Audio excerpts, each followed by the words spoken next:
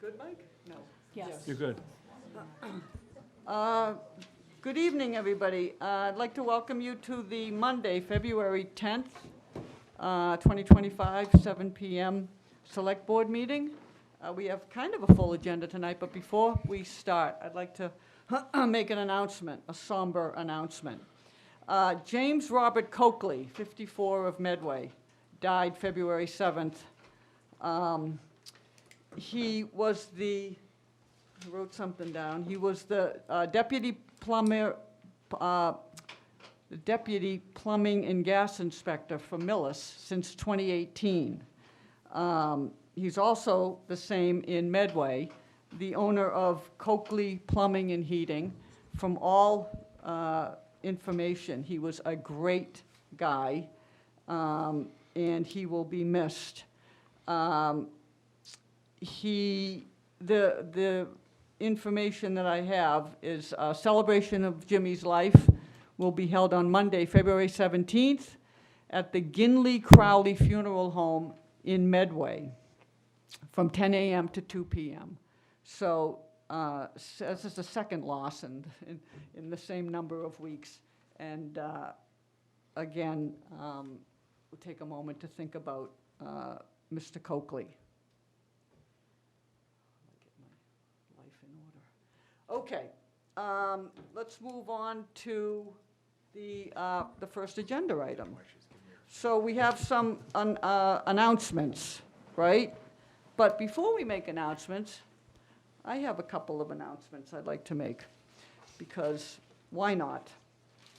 So many of you will remember last year we had the liaison to Tri-County. And Last week. no, but last year, it started last year. Yep. Jane Harden came in and made a presentation about the Tri-County building project. And there was a discussion at the time that you actually touched upon, and it was whether or not Millis or whether or not Tri-County would be competing with Millis with AP classes and going to college, et cetera. And at the time, it appeared as if there was going to be some competition. And we talked about it and how then Millis didn't get the override and we had to let some personnel go, et cetera. Jane came back about, I don't know, a month and a half ago, with a couple of people, and they made a terrific presentation that brought us all up to date. And during that presentation, the same comment was made by Craig. So what is the rate of graduating students that go to a four-year college versus going into the trades? Because we're all under the assumption that Tri-County is more of a trade feeder. And they mentioned that yes, we know there's concern that our students do go to college, but they tend to be more community colleges, two-year colleges. Okay, we said, that's better.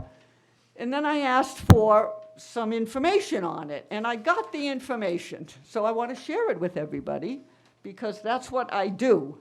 So they sent me all the stats, 23 and 24. 2023 and 2024. And they're almost identical as far as how many students graduated in both years. In 2023, 211 graduated. 2024, 221. And it's a breakdown of how many go to four-year private colleges, four-year public colleges, two-year community colleges, and work. And interestingly, not more people go to community college.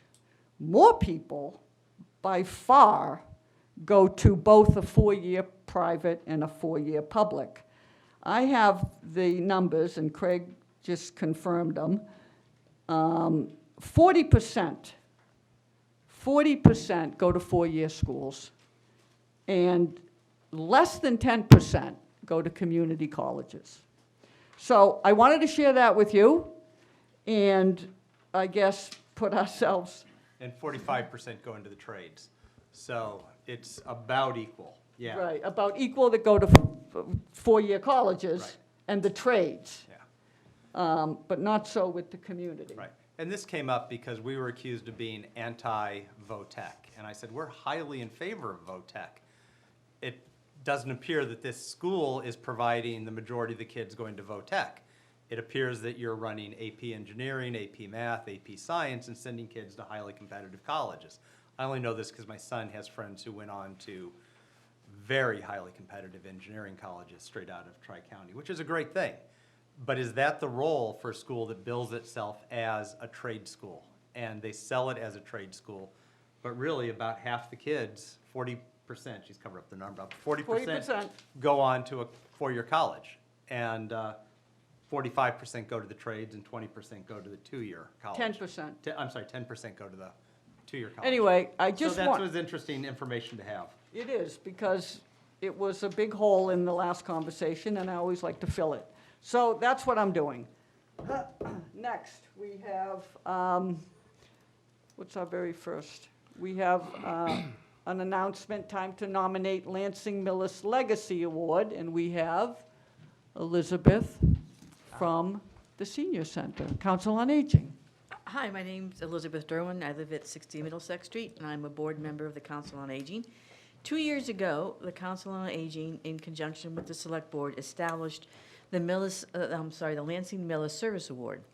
And it was established to celebrate and acknowledge the volunteer contributions of seniors in town. So the nomination criteria is for any individual in town that is 60 or older and has lived in the town for at least 5 years and has contributed to the town through some volunteer service.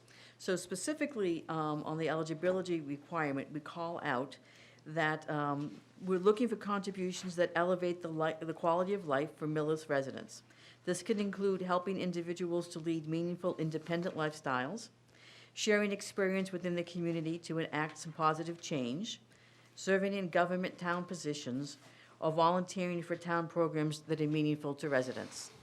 We present the award in May at a select board meeting, and the nominations are now open, and the deadline to return them is April 4th. So if anyone is watching or in the room knows of someone that they think would be a good nominee, we can get a hard copy of the form either at the library or downstairs at the senior center, but there's also one available on the website. And if you go to the Council on Aging section of the website, the very first item on the left-hand side, it says 2025 Lansing Millis Service Award. We have our committee established to choose amongst the nominations, and we have our fire chief, we have the branch manager of the Middlesex Savings Bank, we have the outreach worker from the senior center, myself as chairman of the board, and Bert Lannon, who was actually the first recipient of the award. So there's a 5-member committee. We'll be meeting shortly after the April 4th deadline to go through and do the nominee, and we're looking forward to coming back in May and announcing the winner. Awesome. Any questions on that? Nope, okay, good. Next, we need to, what do we have? We snuck in something here that's not on my printed one. Does that sound right? Oh. Riley The Sullivan, Riley senior. Comfort Care Kits? You have an old printed one. Do you want me to speak to it? I have it in here. Yeah, it's Riley Sullivan, senior project Oh, Riley's. announcement. Hi, Riley. Come on Look at that, we up. didn't even have to say anything. No. Great. Hi, thank you for having me. I'm Riley Sullivan, and I'm here to request to have a box put outside the recreation room so then I can collect some donations for my senior project, which I also have some flyers here if you would like them. But I did this once in 4th grade, and I'm recreating it for my senior project. It's called Comfort Care Kits, so I'm collecting donations through money, but also physical donations like coloring books, colored pencils, markers, fidgets, stickers, toys, other small crafts. And I'm putting them in kits to then donate them to hospitals, specifically the emergency departments, to reduce stress in kids. Well, that sounds pretty honorable. Thank you. Maybe she'll get a kit for you, Craig. Play I'll with just- while you know. Just do this. So do I need to make a motion to allow the box Because it out there, wouldn't or be can on we this just do list it? if she did. Yes, I Yeah? would recommend Okay. just making a motion to authorize the placement of that box at the location. Okay, I move that we authorize the placement of a collection box for Riley's Comfort Care Kits outside of the Recreation Department. Second. Riley, do you know how long it's going to be there? Probably maybe a month or two. I just want to make sure I get enough donations so then I can make Okay. a substantial amount of Okay, care great. Okay, kits. great. Okay, so it's been moved and seconded. All those in favor? Aye. Unanimous, Riley. All right, thank Good you. luck. Thank you. Okay, we'll get off of this ridiculous one. Springtown meetings. So, Madam Chair, Yeah. it's that time of year again, and I am recommending that the board vote to open the warrant for the spring annual town meeting and for the warrant to close on Monday, February 24th, 2025. I move that the board open the warrant for the spring annual town meeting scheduled for Monday, May 5th, 2025, and that the warrant will close on Monday, February 24th, 2025. Second. It's been moved and seconded. All those in favor? Aye. Unanimous. Thank you. Next, we have some appointments. You can take it, right? I can, You've been here before. a few times. Good evening to the board, and I'd like to welcome all of Officer Forsyth's friends and family that are here in the room. Before I get going, you know that speaks volumes to the character that I bring forward to the board. With that being said, I come before the board this evening to recommend Officer Zach Forsyth for the promotion to the rank of sergeant with the Millis Police Department. Since joining the department as a police officer in 2018, Officer Forsyth has dedicated himself to our community, consistently demonstrating professionalism and commitment to public service. Officer Forsyth has most recently taken on the role of school resource officer for the public school district. This is a vital position within our community, and he has dedicated himself while in there to fostering a safe and supportive environment for the students and staff alike. Officer Forsyth not only provides security within the schools, but also engages in proactive education and outside activities with the students. Probably most notably would be the two-week Millis Leadership Academy camp that we run each year. He's also a graduate of the Westfield State program, and he successfully passed, obviously, the Massachusetts State Police Municipal Police Academy. Officer Forsyth has not only completed the necessarily promotional process, including the written exam, oral board, and assessment center, but he's excelled at all stages. His performance throughout the process highlights his leadership skills and his readiness to take on the role as a police sergeant. Given his dedication and proven capabilities, I'm confident that Officer Forsyth will be an outstanding addition to the supervisor staff within the Millis Police Department, further enhancing our commitment to the community. With that being said, I'd ask the board, make this man a sergeant. We can only do so much. Madam I know we Chair? look powerful, but Upon the recommendation of the Chief of Police, I am requesting that the board ratify my appointment of Zachary Forsyth as a police sergeant for the Millis Police Department. I move that the board ratify the town administrator's appointment of Zachary Forsyth as police sergeant for the Millis Police Department. Second. it's been moved and seconded. All those in favor? Aye. Unanimous, Zachary. Thank you. Congratulations.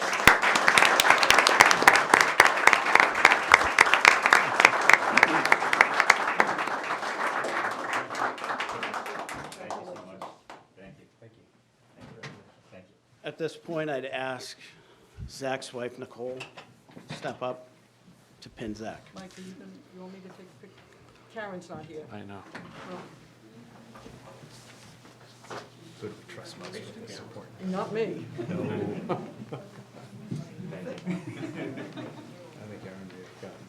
You got something? I got one. And For Ellen's book that she's putting together for the annual report. could we have Mrs. Smith step up to swear in Sergeant Forsythe? Do you want me to do it right here, or where do you want me to do it? Okay. So you are going to raise your right hand. You're going to state your name. Zachary Forsythe. Yep. All right, and you're going to repeat after me. I, Zachary Forsythe, do solemnly swear that I will bear true faith and allegiance. I, Zachary Forsythe, do Solemnly swear. Bear true faith and allegiance bear true faith and allegiance to the Commonwealth of to Massachusetts, the Commonwealth of Massachusetts, and will support the Constitution and will support the Constitution and the Constitution of the United States. and the Constitution of the United States. I will obey I will obey the lawful orders of my superior officers, the lawful orders of my superior officers, and I will faithfully and impartially and I will faithfully and impartially discharge and perform discharge and perform all the duties incumbent on me all the duties incumbent on me as according to the best of my ability and to understanding, the best of my abilities and understanding, agreeable to the rules and regulations agreeable to the rules and regulations of the Constitution of the Constitution and the laws of the Commonwealth and the laws of the Commonwealth and the United States. and the United States. So help me God. So help me God. Congratulations.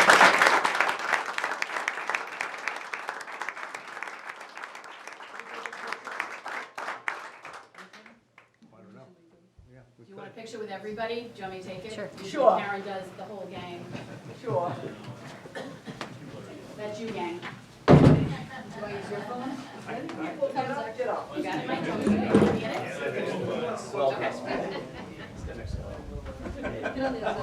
I'll make you look good, don't worry.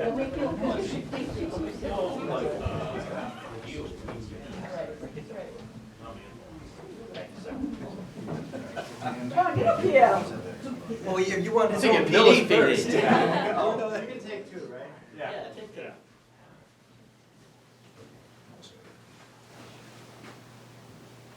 Okay. Perfect.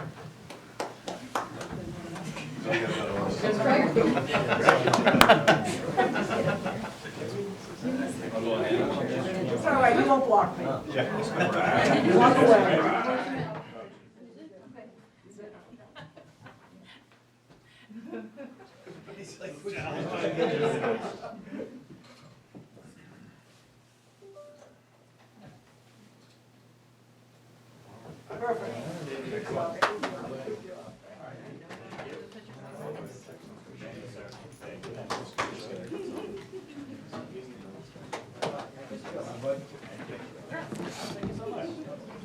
All right. All right. Now we wait a couple minutes while the room just empties. We're getting very used to this. This is fine. We don't feel bad. Enjoy your evening. Temperature's out. Yeah.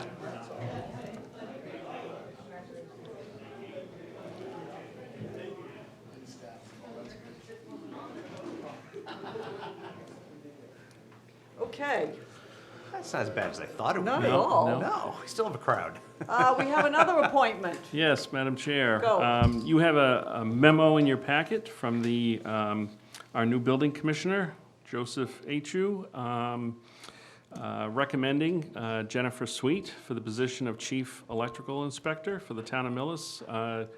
Jen has been working with us for a number of years. She's done an outstanding job.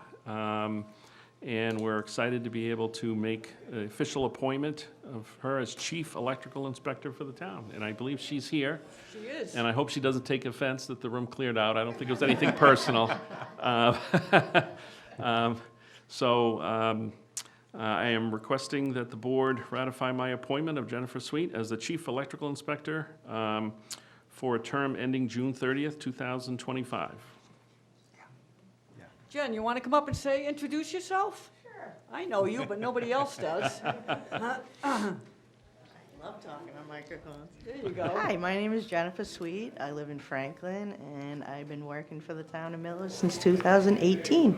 I'm also the chief. One second, Oh, sorry. Come on, we gotta clear this crowd out. Yeah, Okay. this is always a risky move. Always, always. Go ahead, you'll go yelling. They're walking.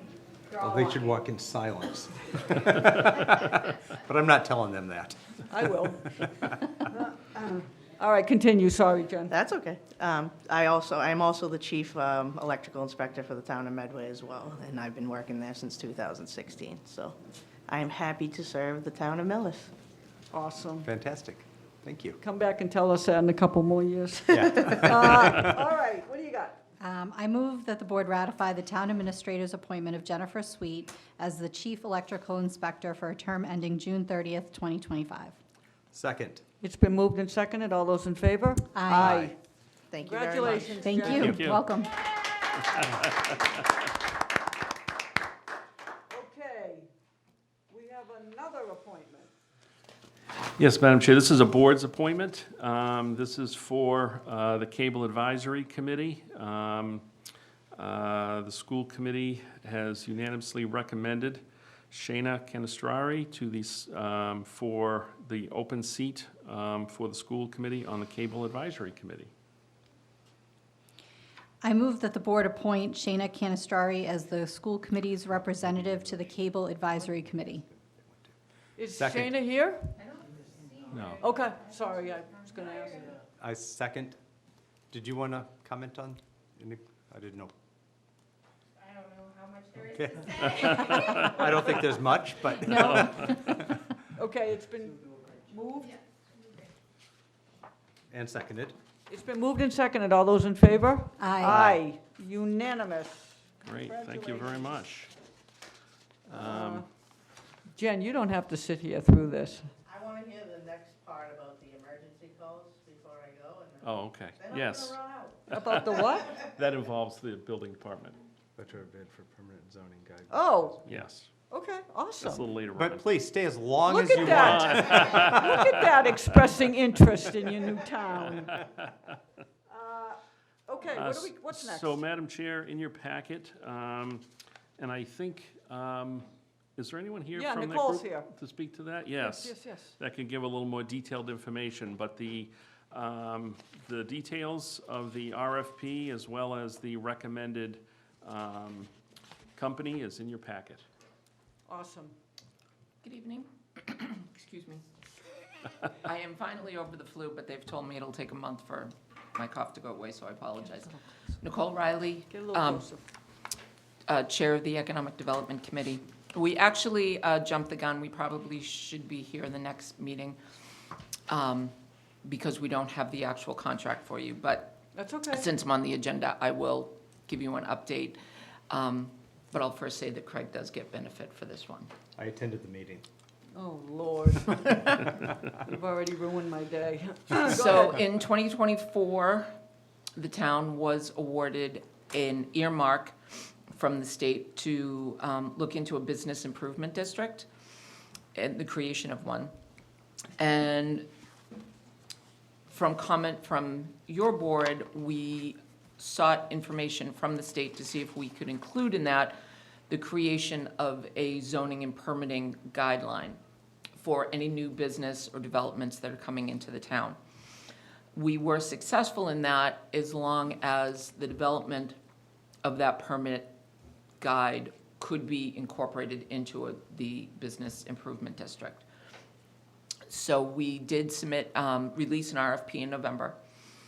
Unfortunately, because we are seeking really two different projects under one contract, we only received interest from two companies, which the Economic Development Committee established a subcommittee of Loring Barnes, Nate Maltinsky, and Matt Iorlano, who interviewed both groups. Both organizations that came to us were highly competitive, had a lot of good qualifications, but the subcommittee unanimously chose Ellen Schaefer's land use consulting team. Their The information they provided to us was extensive. They had, they have experience, they've actually created these permitting and zoning guidelines for a few other towns, and they are very active, set up the blueprints for multiple business improvement districts. Just to give you a very brief overlook, a business improvement district is a special assessment district for commercial rehabilitation and growth of a commercial or downtown area. What this organization will do is reach out to the businesses in Millis, find out if there is an interest in developing a business improvement district. As a special assessment district, those property owners would be paying an additional fee, almost like a homeowners association fee. And that money would be earmarked specifically for revitalization of the business area, of capital improvements, safety improvements, marketing, and holding, for public relations, holding special events to really help our business district grow. If after their outreach, the consulting team were to find that they were interested, the business owners and the property owners of our commercial area are interested in this, they will set forth a blueprint for them, because this is not actually something that the town does. The property owners within this district would have to vote, a minimum of 60% of them, to establish a petition, come to the town and ask that the district be created. If that was accepted by the town, then we would go forward to the state and request the establishment of this district. And depending upon the discussions between the business district itself and the town would determine whether they would start a management company that would collect and hold those funds to be used for the improvements and revitalization, or whether the town would do that. That I can't speak to right now because it's way too early in the process. They will also discuss with the business people of in town, the property owners and the business owners, if this is not something that these individuals are interested in, what other options are available? And they will come back to us with a blueprint of whatever they find would be the best option based upon the input of the business owners. So we have started the contract. We have submitted that to town council. They are in the process of putting together the contract. Hopefully, at your next meeting, we will have that available for you to sign. Any questions? Erin? Yes, I do. So the earmark is for 100,000? The earmark is for 170,000. Okay. The contract that we have with Schaefer Land Use Consulting is for 100,000. The other company that actually initially looked better on paper, but when the subcommittee was interviewing them, the information they provided, they didn't have as much information available. They didn't seem to have as much experience. It's had a really nice looking presentation. They were 90,000, but based upon the amount of outreach work that Schaefer Land Use Consulting is saying that they will be doing, it actually works out. We believe that we're getting more for the 100,000 than we were for the 89.5.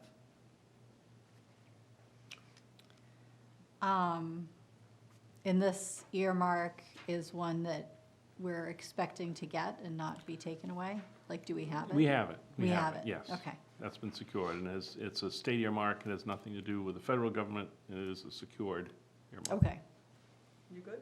I'm good now. So, Nicole, just one thing. So you're basically getting two pieces in this. Correct. These are two, which is why we only ended up receiving two companies that Right, were interested, right. because usually these two different projects would be, you'd have separate RFPs for it. So one is developing kind of a guidebook. Somebody Correct. new comes in, how do I open a business in Millis? Correct. Step by step. And then the other one is to reach out to businesses and try to see whether or not, A, if we want to do anything, and Right. B, if we do, they're gonna help us do something. Correct.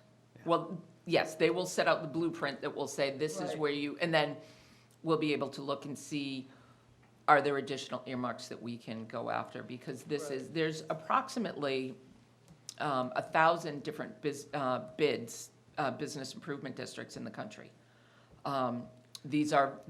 They're becoming more common for revitalization of older rundown downtown areas. Right. Not that ours is run down, but trying to get, if the business district doesn't need a lot of physical improvement, but getting the marketing skills, finding, having the funds to be able to bring all those businesses together. But again, this is something that has to be initiated, it has to be voted upon and initiated by the property owners. So if it's something that they're not interested in, then, we would be finding out as part of, in this initial stage. Right. But we may find out they're more interested in, say, a local chamber, a Millis Chamber of Right, Commerce, or something to that, or something else that we haven't come up with, but these consultants would. Did they break up the bid to the two? No, just No. one lump sum. Mhm. So if we, the businesses, say, no, we're not interested, you don't get money back. No, because a lot of what they're doing, a lot of You what see we're where I'm paying going them Wait with till you this? meet with them. a lot of what we're paying for is their outreach. I get it, I Right. do. And this has been a question that's come up repeatedly at Ever. the commission, in town. Is there a desire to do this in the town? This will be able, we can answer that Oh, question my now. goodness. We could answer that Answer? question before, but you get with an opinion. Now we can answer it with a study. And this is also, the Schaefer Land Use Consulting Team, they have put together several of these permitting zoning guides. Most recently, they've created one for the town of Reading. So not only do they have the booklet guide, like you had found, Ellen, for Did they do- Mansfield. Did they do Mansfield's? They didn't do Mansfield's, they did Reading's, but with Reading's online, Reading's is actually linked. So what they have online, if you want to install a pool, there's the link that will take you to the permit, the online permit that you need for the this construction of an dovetails underground, beautifully. of Oh my an in-ground God. pool. Okay. If you want to build an addition, that sort of thing. So so that's making it easy for residents who don't have all of the guidance that a developer has. Yep. And says, I know I need permits, I know I need something, but they can go online and it'll literally take them to the permits that are needed. It's broken down by project. So we're hoping that will be something we'll be able to incorporate in this. Okay. Okay, so we don't make a motion or anything on this, right? We do. There's Oh, a do we? motion. If, Oh, you have a motion. I mean, But we don't have the board final could, the board contract could yet. take the motion to award the contract, to award the bid, but then it would be at your next meeting to actually approve the contract. What do you want to do?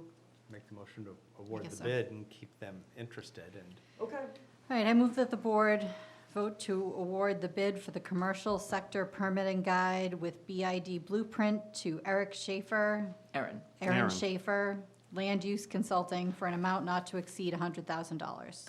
Second. It's been moved and seconded. All those in favor? Aye. Unanimous. Thank you. Thanks, Nicole. Okay, Remember that when we get to liaison updates. don't worry. All right, next on the agenda, we have Mary Icardi here to discuss the human resources study that she prepared for us a few months ago. So, Madam Correct? Chair, yes, just to give a little background to this, Have a seat. Get comfortable.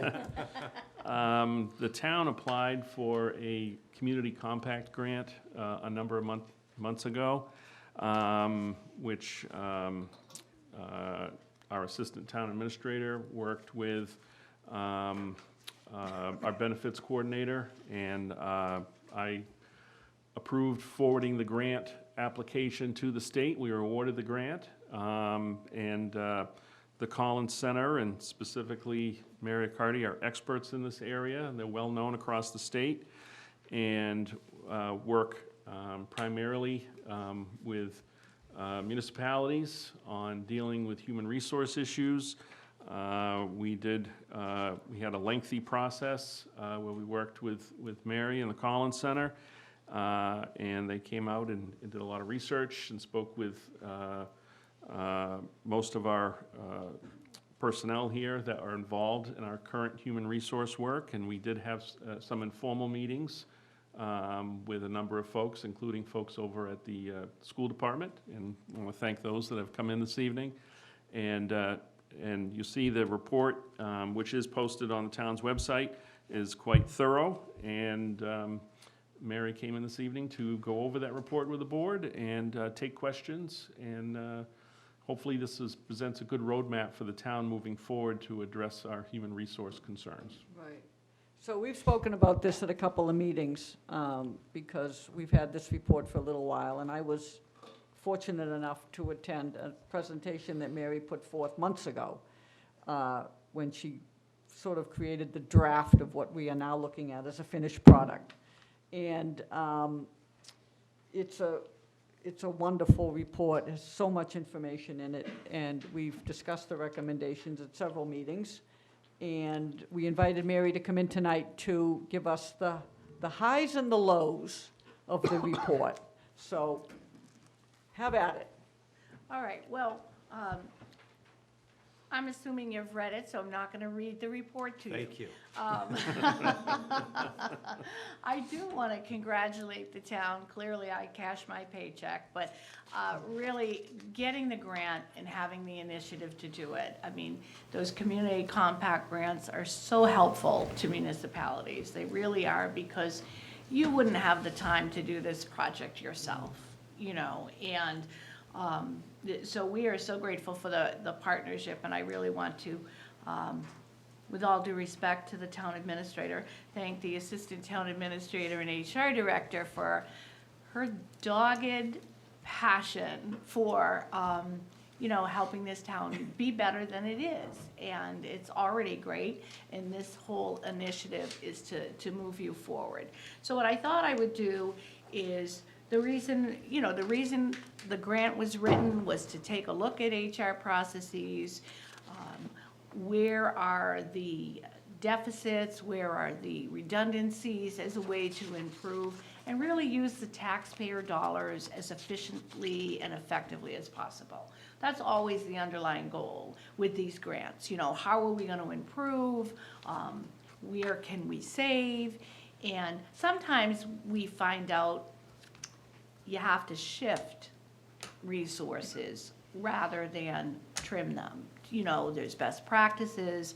So we approach it in that way. So the things, what I'll do is I'll touch on a few things and then go through each of the recommendations. I'm not going to read the report. Within the report, we spent a lot of time collecting data on what is your current structure. And your current structure is that you have a handful, at least dealing with HR, of dedicated fools who are willing to work double hours, put all hands on deck. That's not in my job description, but I'll do it because I have to. And really, that's what we discovered. Some of the disconnect was because everybody was doing what needed to get done without slowing down to stop and look and say, how should we be doing it? You know, when the water is rising, you're not thinking about the plan. So that's what bringing us in to help you identify those areas. And when you look at this report and you see the different staff that are involved in all aspects of HR, you've got the town administrator, the assistant town administrator who is supposed to be split time HR. We'll get into that. You have a benefits coordinator, you have a payroll administrator, you have a finance director. Then on the school department, you have a superintendent, a finance and HR director, an executive assistant who wears 83 hats, and you have only a part-time payroll person. So when you hear those words and you look at these lists and say, this is who's responsible for this? And HR is one of those things that is kind of not outwardly seen, but wow, it's felt, right? Every single person is dependent on HR. And really what we discovered is you have a $45 million budget, and there is not one sole position 40 hours in a week or 37 dedicated. It's all cut and paste. The only full-time position, you have a payroll administrator and you have a benefits coordinator in the town administrator's office whose other job is support to this board and the office. So when you think about, and payroll administrator is not general HR, it's very specific, it's a critical part. At the school department, you have one dedicated position to payroll. Obviously, payroll is about 74% of the entire budget. And HR, your total compensation, your benefits, is 90% of your budget. You really need to focus in on allocating the resources to make those things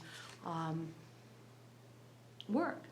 You would never see a $45 million corporation that didn't have a freestanding HR director.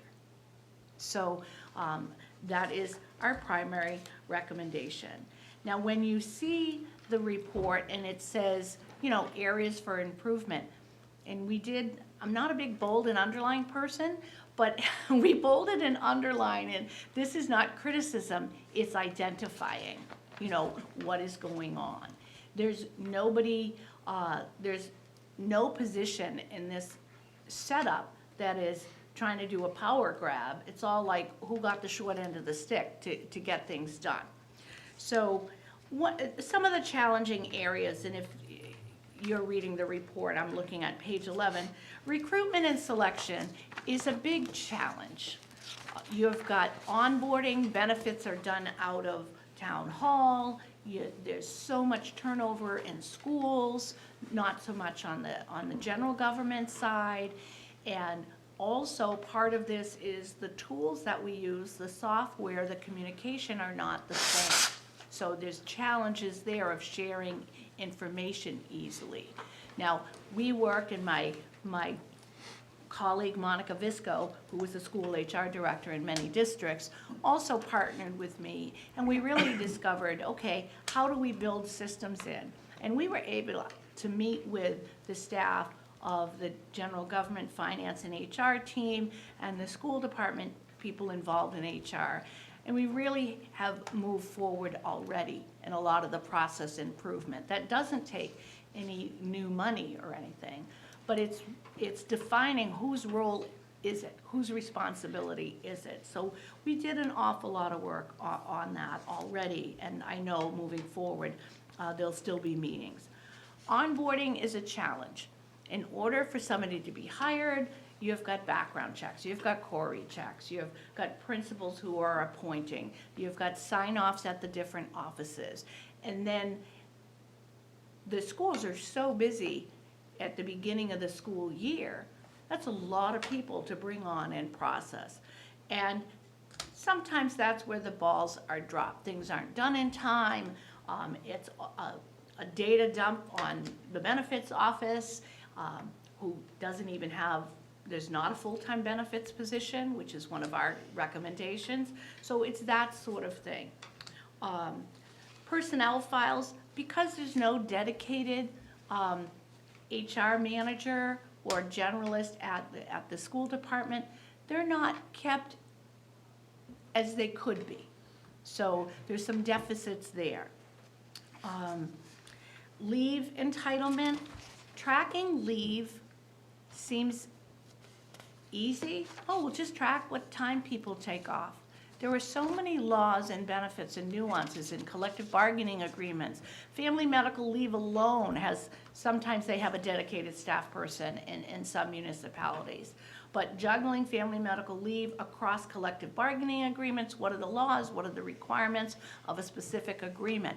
Leave administration is critical, and it's a huge liability if you don't do it right. Whether you denied somebody a leave, whether you didn't charge them the leave that they should have.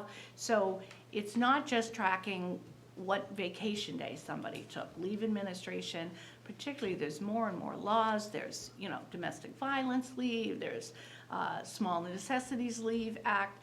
Our state government provides us with many opportunities to make policies for leave. So that's a big one. And then even things like enrollment in benefits, having to every quarter, every month reconcile who's on the health insurance rolls, did they leave, did they retire, did they have a leave of absence, and then enrollment in the pension systems. You've got 2 different pension systems in the town. So it really is critical. Some of the opportunity costs really are violations of law, federal and state, whether it's OSHA, whether it's workers' comp, there's so many HR rules and regulations. I've been doing this 35 years. It's doubled in the time, the things that we are required to track, manage, report. So just even compliance issues. As I said, $45 million budget approximately, 90% of that is pay and benefits. Benefits for a full-time family member cost the town approximately $39,000 a year.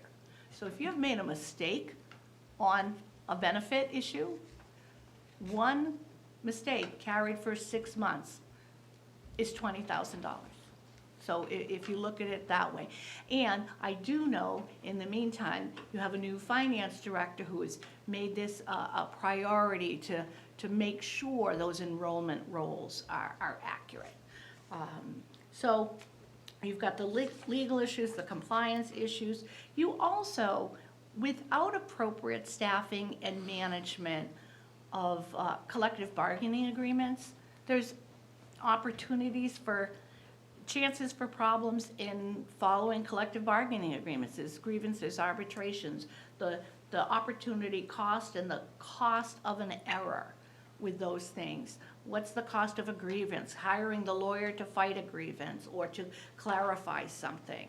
So it's not just not what you're getting to, it's the cost of not getting to it. Now, obviously, I haven't met anybody here with low morale, so that's a good thing.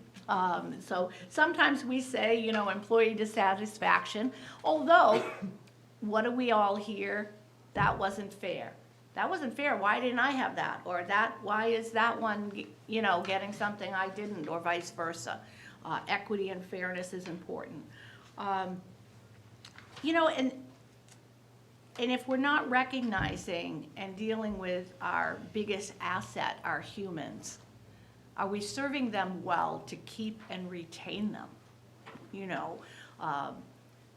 People, if they're not feeling valued and we're not treating people fairly, that can be a problem. So I'm going to jump into the recommendations and I'll answer any questions.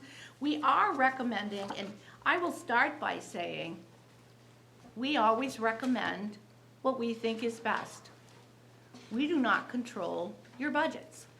So we know that this is a recommendation, a roadmap, a want to, a should do, but you all need to be strategic about your decisions and your budgeting. So I'm not, commenting on that. We do believe a best practice would be to divorce the assistant town administrator and HR director function and create a full-time HR director and have a full-time assistant town administrator. We believe that will best serve the municipality and this board. If you look at the office of the Select Board Town Administrator, You have a town administrator, an assistant town administrator who kind of really is 90% of the time the HR director, but wearing many hats and providing support to this board. Working the camera tonight, I see. And then you have a benefits coordinator who also is clerical administrative support to this board. This board does not have its own dedicated, there's two people doing parts of it.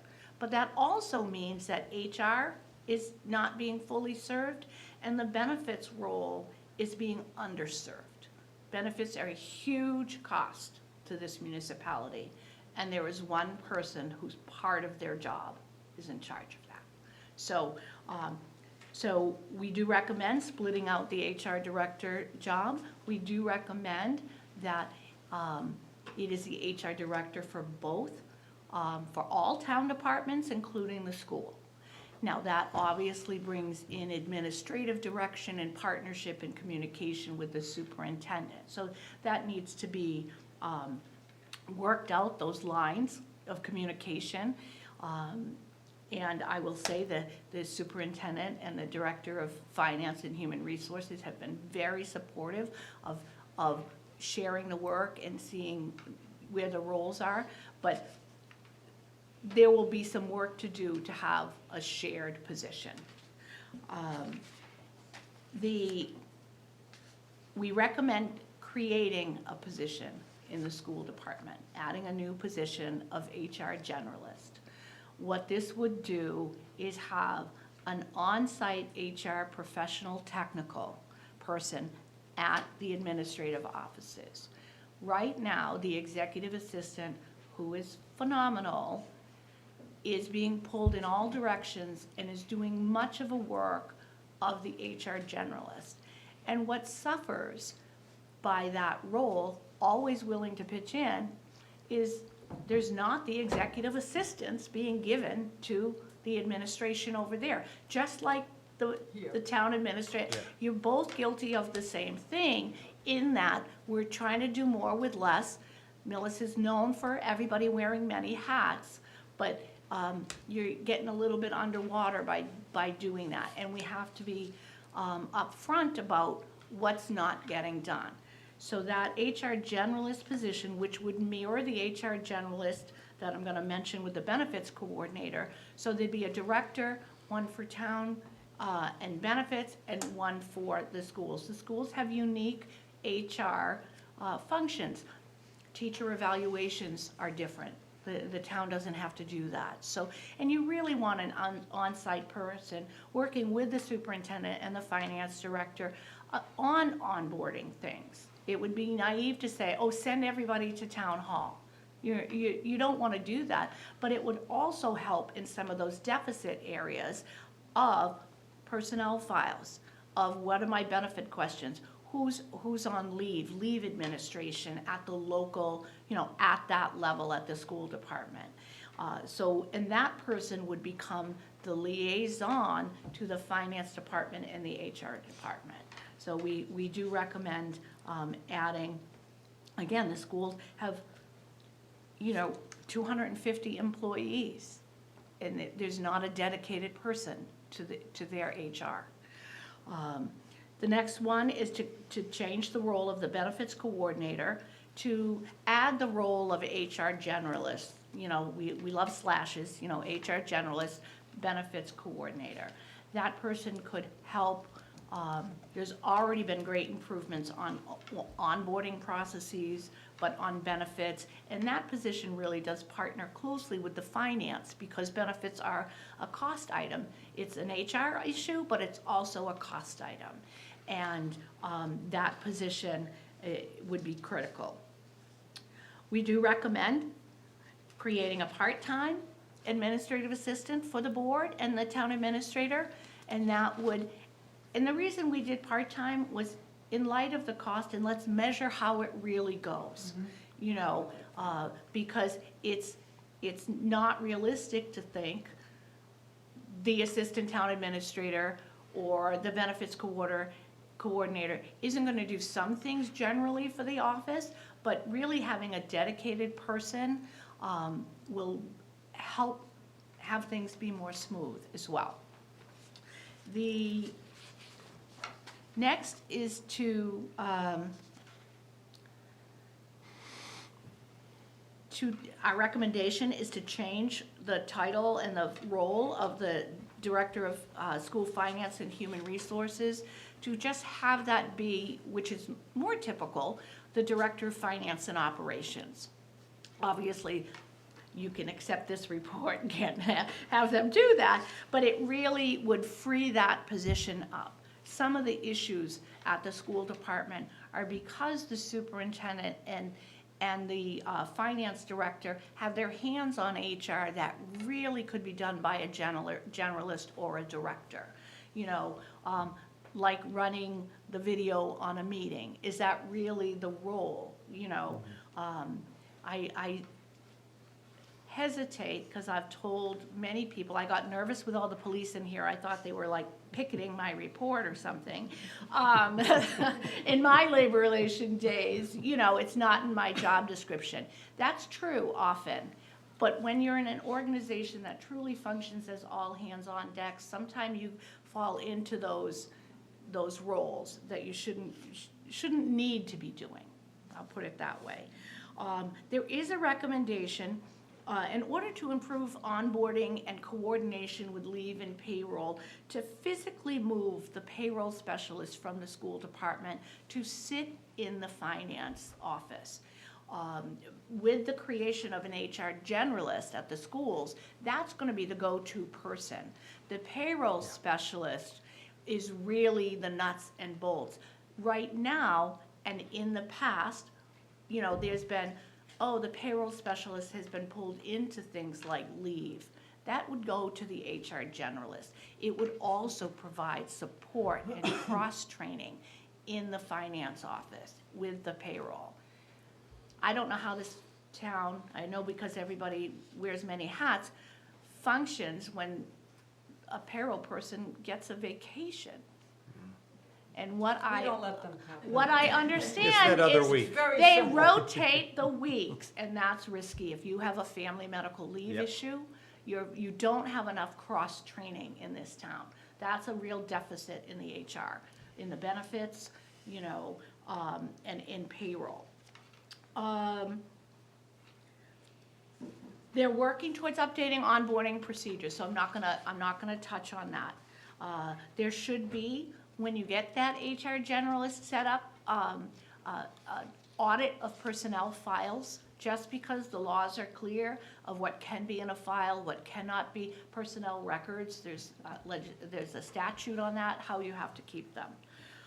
Now, the one thing we do recommend is an audit. There's two recommendations on this, and it's the issue of benefits. As I mentioned, the cost of benefits. It's very easy to sit here and say, you know, oh, well, if somebody works more than 19 hours a week, they get benefits, so let's not have anybody work more than 19 hours a week. That's not practical. That's not real. Some positions, you know, need to be part-time, and some need to be 20 hours. The issue is, and what people debate is, well, if we're gonna have to pay the benefits, we may as well get full-time hours out of somebody. The town has done that before, and that's why people wear different hats. So, you know, you merge things to, well, if they're gonna have benefits, we'll give them another role. Oh, that's interesting. All of, yes. So we're feeding that. Yeah. Yes and no. So the point of the recommendations is to take a look at where are we doing that? Why are we doing that? One of the things that happens all the times in schools is, well, we're paying somebody 23 hours and they're getting benefits. Why don't we just merge that with another one? Well, depending on the role, there are so many requirements that schools have for paraprofessionals, for special education aides and teachers that are tied to a classroom or a student, individual. So the key is to not make a sweeping policy, but to have an audit done to then develop what does that look like. You know, we have that issue in many places, and sometimes it's a recruitment issue. Well, we can't get somebody, so we'll pay it 24 hours so they get the benefits. There might be a better way to rethink that. Maybe you increase the wage and save the $40,000. So every situation is different. We don't recommend a blanket rule. We recommend guidelines, because if in fact you're hiring somebody at 21 hours and they're getting the full benefits, we need to evaluate that. That's what we're recommending, that there be an audit of when does that happen. Because you get the same value of a benefit at 21 hours and at 40 hours. So what is, the other part of that is what is part-time. So we have to, part of that review is looking at what are the hours and what is part-time. Sometimes positions are called part-time at 18.75, but are they getting benefits? Or because they're part-time and the contract says part-time people get benefits? So really there needs to be a deep dive into that issue, and that's our recommendation.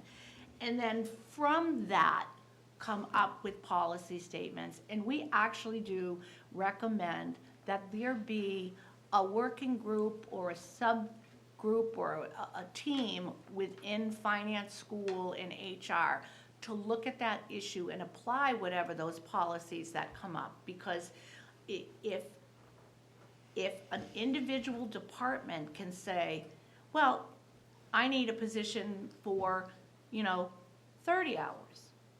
Well, why? What is the workload? Can it be done a different way? You want to have those conversations, and there may be very many different answers. So, as always, a recommendation to take a look at software and systems. We've got a Google side of the coin and a Microsoft side of the coin. And when we look at the schools and towns and the systems that have been built, the working group is working on that. IT has been involved, so we are just saying continue that, because that's where a lot of efficiencies could be found. We onboard our people this way, and this is the form we use. Well, the general government does it differently, yet they all have to go to the same place and get on the same payroll. So that's a real opportunity. And really, those are the recommendations in a nutshell. I might have missed one. We've put in training needs. When you do this workload of the software and the systems, it might bubble up that somebody needs to know Google more, needs to know Munis more, needs to know the finance systems. So that's where that working group and laying out some, being strategic about what we're going to do next. You can't do all of this in one fell swoop. And then the considerations after decisions are made. Obviously, a big logistic is leadership, communication, and collaboration. The school committee, select board, town administrator, superintendent, finance, business, these are all key players in that. And it's really about keeping the communication going. You may need to look at some job descriptions, position descriptions, changes in role. Pay attention to change management. If you're changing somebody's role, over-communicate and say, how does it feel? How does it look to you? And that's where having these conversations ahead of time will help. And obviously funding is, you're gonna have to make decisions. If I didn't say it loudly enough, the reality is the new funding is an HR director, an HR generalist, and a part-time admin assistant. That's one lawsuit. And I'm not spending your money for you, and I'm not making light of the town's finance and ability to pay. But I am suspecting that some more attention, the ability to pay more attention to some of the benefit issues, the leave issues, will recoup some of those dollars you will spend. All right, any questions? I just want to make a comment. I just made a speech the other night about how Millis does more with less than any town I know. And this is exactly it. And we have terrific employees. I've never, ever heard anybody say, that's not in my job description, I don't do that. They do everything. When I first got on this board, I was looking for Karen. She was running around this building, changing out all of the thermostats. And I just remember, oh my God, remember that? We had so many problems. This is who we are, and it's exactly everything that you say. It's good because we have such dedicated, incredible employees, and it's bad because we're not doing anything with foresight. Everything is patch. We don't have time. We're running out of here. It's late at night, and did you do that? I'll get it in the morning. And this study is going to change things. Yeah. It's going to change things. Did you have something there? No. Okay. Yeah, I read it, and it's stuff that I've seen. I started at a $40 million company I work for now. Similar situation. Our HR department was a person, and we were lucky. Now we have a real department. It took 2 more people, but it's now functional, and that's what we needed to do. And separating payroll off into finance, as we've already done here.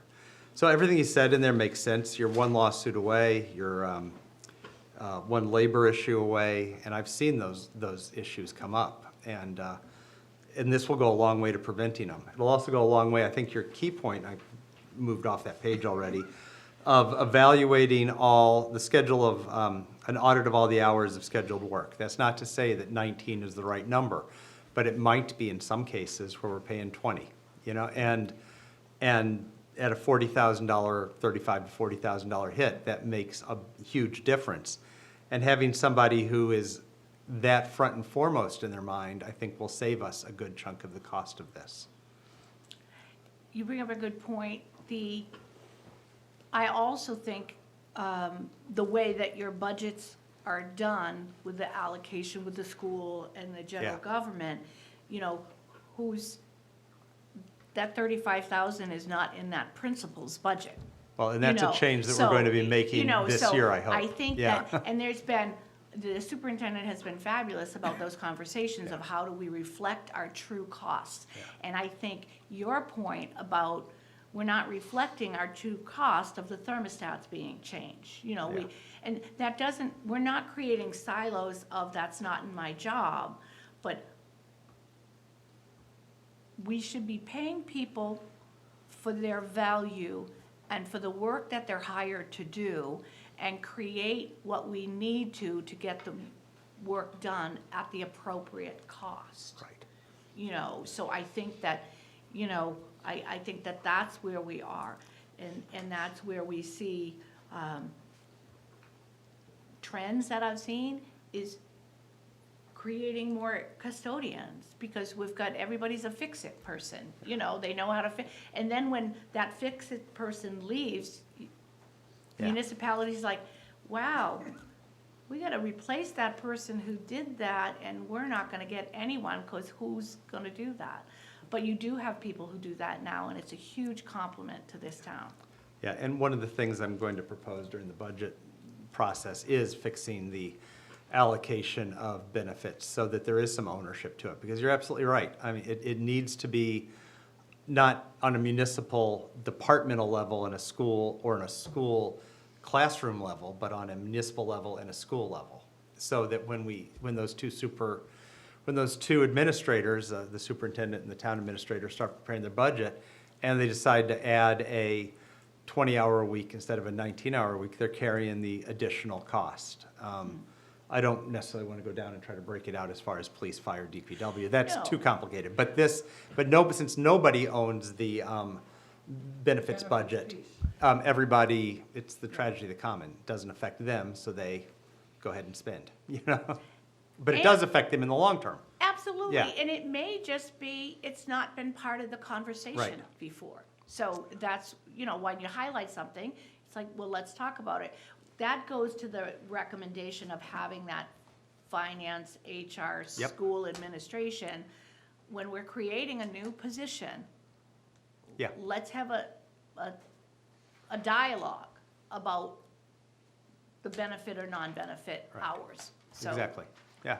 So I think all that's going to come up as we do the budget, and this will come up in the budget too, as we try to allocate for it, because it will be a change, but I think it's a change that is achievable, and I think it's a change that is desperately needed, so. If I may, Madam Chair, just a couple follow-ups. I think the board covered it well, but I think I want to touch upon one point that Mary had mentioned, and that was, obviously there are some costs associated with this. And of course, one of the great benefits is to limit the liability, to improve the operations. But in addition, I think there are some great opportunities for these changes to really pay for themselves in great part, because if you had someone like you had an HR director with the bandwidth and the time to really take a hard look at the health insurance programs and other programs we have, and when you're talking over $4 or $5 million a year for these benefits, it does take a big change in trajectory to save $200,000, $300,000, $400,000 a year if you have the time to invest in really looking at this. And so there's a great lost opportunity of savings so this isn't a net sum game with, we're going out and we're spending an extra, say, $180,000 and we're not getting anything back monetarily for it. We're just getting better service and protection from liability, but you're also going to save money by doing this. So I think it's important to note that this isn't just an outlay of an investment of funds where there won't be some financial return on this on top of all the other improvements to the town's operations, so. Yes, Yeah. agreed. Do you have anything, Ally? I do have a question, but I don't know if it's appropriate, but I'll give it a shot. love that. I think a lot of what you've said is very wise, makes a lot of sense. Obviously, we're looking at two pieces here. We're looking at a school piece and a municipal piece. So I was wondering if the school side had any feedback. Are they on board with this, that type of thing? Yeah, I actually was going to ask if the superintendent happens to be here and the chair of the school committee happens to be here. We got a twofer. There you go. Good thing you said nice things about him, I Mary. saw them.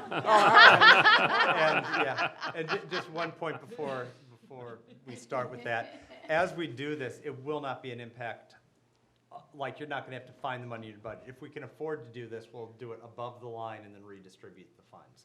So you're not going to be expected to operate within the normal budget constraints to add positions. Thank you for that. Yeah. And, as you're talking about, I'm thinking, well, we've already started our budget. Yeah. Haven't factored What we would that do in. is, for people that aren't familiar with it, we'd raise both budgets by the appropriate amount to cover whatever positions we add into it or whatever benefits we put in it. It's just move it from one pocket to the other. And then after that, you'd have your normal, typical 3.5%, 4%, 4.5% growth, whatever the number is for each year. Yes, we're not taking it out of your pay, Bob. I don't think there's enough in there, so. But he's at 19 hours, so he's not benefit eligible. So, But I would say that, I appreciate the work that was done on this report.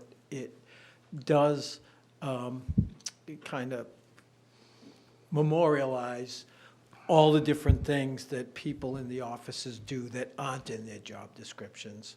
And the fact that many of these HR functions are divided up among people who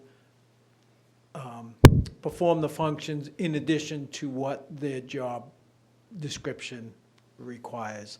So it does create additional burden for a lot of our staff. And Mary mentioned our executive assistant in the central office of the schools, and she does an incredible job, and she has to do a lot of things that were not part of the deal when she signed up.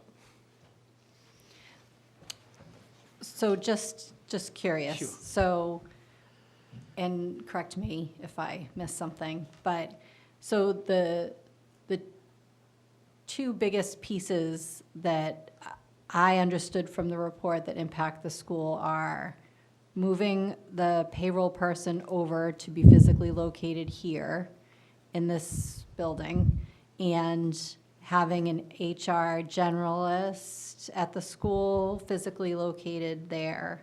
Are those things that you guys are on board with conceptually?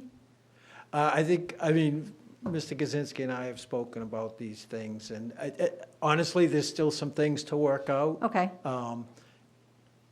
Yeah, so the reason I'm asking all these questions is I have a motion in front of me to accept the report and move forward with the recommendations as outlined. But if we're not there yet, I might want to just change my wording a bit to consider the recommendations as outlined. So I just wanted to, see where everybody stood. If everybody's like, yes, we want to do every single thing that's written in here, then I would go with that, but Yeah, I'll I think, rephrase. Where are we? I Yeah, think. I think there are Mr. some fine-tuned details Okay. that, and Bob and the whole school administration's been extraordinarily collaborative with us in this process. I think before we, take those next steps, we wanted to be sure that this is something, certainly from an operational and financial support standpoint, that was something that the board was prepared to endorse and move forward with. And then we will continue to have these collaborative meetings to work out those fine details. And, I think one of the important things that was mentioned, I think Craig had mentioned that, we're not asking, the school department to find money within their current budget to do this. We understand that would not be a reasonable approach to this, considering the current financial stresses on the school and municipal departments. But we're certainly, we've had several meetings. We're prepared to have several more to work out those fine details. And I think we're just wanted to get the support to know that this is something that the board formally endorses, to look forward to making, these adjustments at the Springtown meeting. And certainly between now and in May, we can work out those details so that once we go to town meeting, we can have a very specific plan in place. Yeah, I'd just like to make one point real quickly. I'm not suggesting municipal finds it in their budget either by making cuts. Yes. This would be added, so it's not just the school, it's on the top, like we did when we added, when we restructured the janitorial staff. We've done this a few times in the past, where we've made adjustments above the line. Then after that, it resides in your budget as part of the normal 4% growth, if we use 4% as a number. So it'd be both sides. Right, and nothing is certain in life, but I would say, and I feel fairly confident that once, a new full HR department's up and running, I think the majority, if not the entirety of those costs can be attained through savings over the work of that group.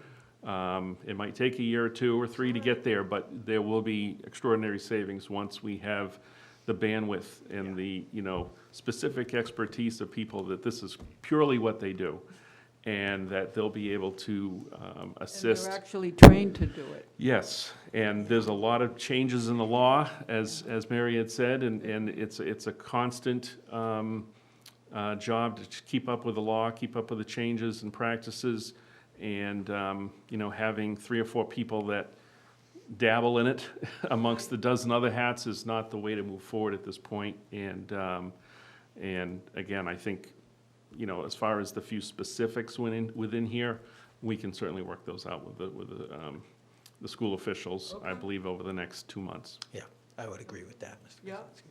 Robin, you agree with that? Yeah, I think so. Okay. Okay. I think you're Thank you. right, that the word is bandwidth, Yeah. and you Yes. can't flip a switch.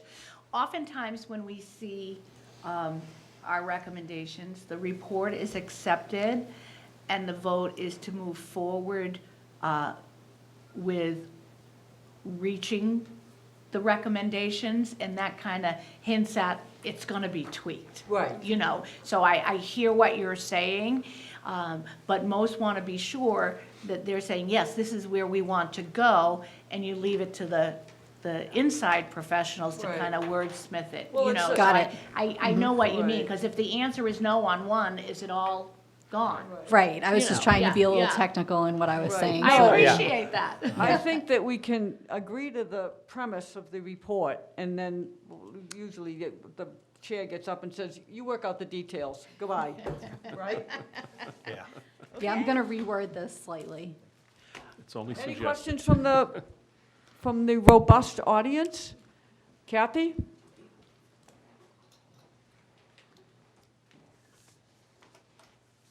Well done, Madam Chair. Kathy McGinnis, 78 Island Road, also a member of the Finance Committee, but this isn't before the Finance Committee, so I'm just talking about what I will be looking for as a Finance Committee member. First off, I heard from staff that it's not very confidential when there's an HR issue and you have to go into the executive offices here.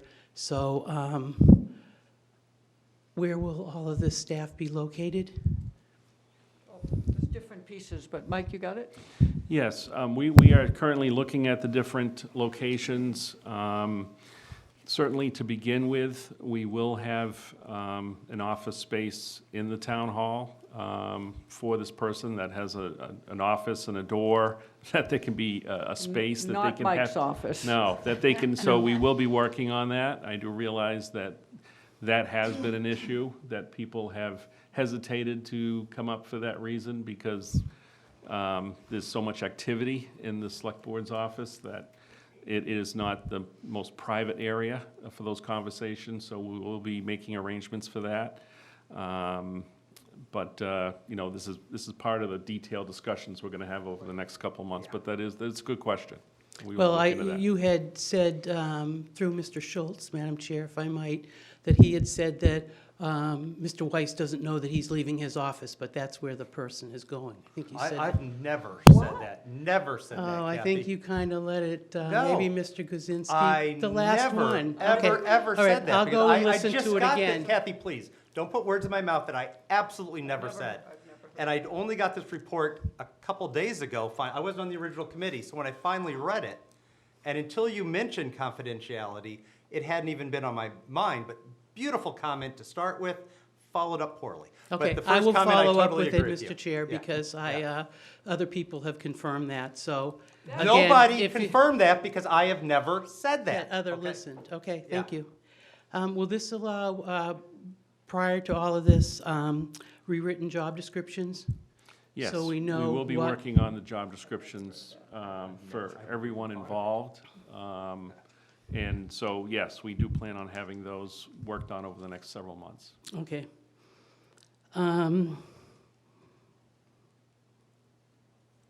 I'm just wondering, I have a concern about fine-tuning details after something's been voted on.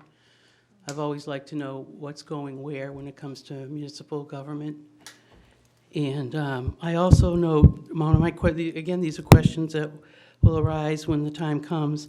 Will the HR generalist at the school, and there's a, kind of like the superintendent is listed with them, will the superintendent be permitted to void any vote of the HR? Or is that one of the items to be discussed? Who I don't know has what the that means, ultimate? though. What do you I mean? just want to know who has the, maybe the Well, I author think- can know, who I has the ultimate ultimate decision?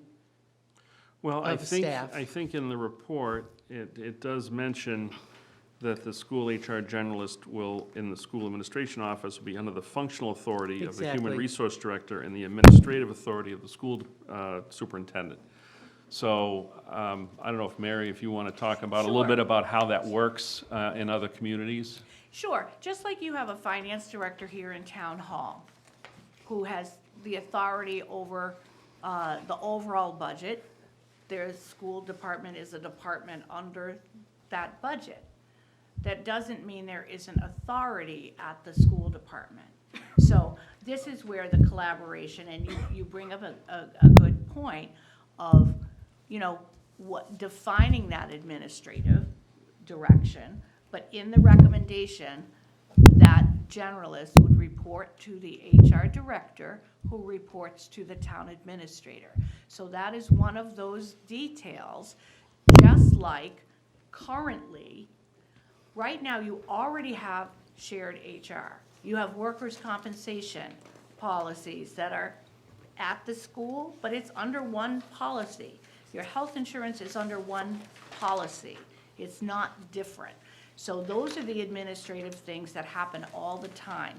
Just like I bring up one of my favorite topics is library boards of trustees who appoint a director, they're town employees. So this is some of that dialogue that needs to happen. Now, it's important to make sure that in a job description, reporting relationships are clear, but I do think those are administrative issues. Whether or not we typically see anybody who would be assigned out of school would be interviewed and selected together with, a municipal.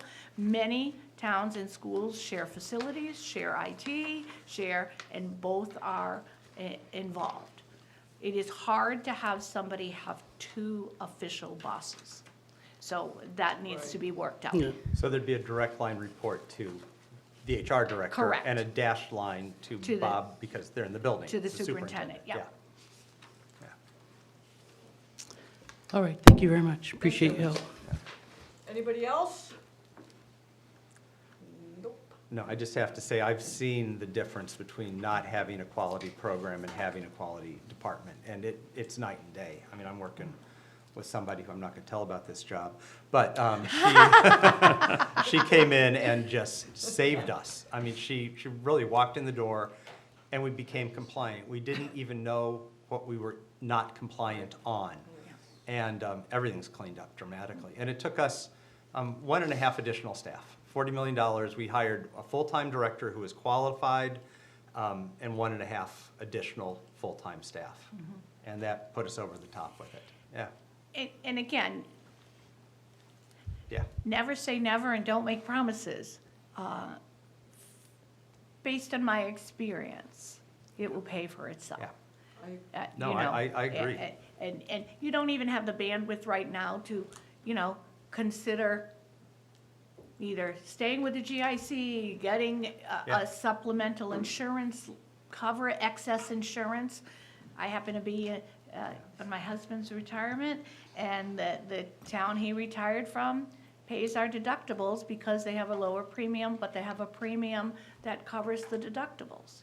Saves millions of dollars. Well, actually, that HR director that I hired, we just got out of a meeting today. We're gonna knock potentially $300,000 off our health insurance bill.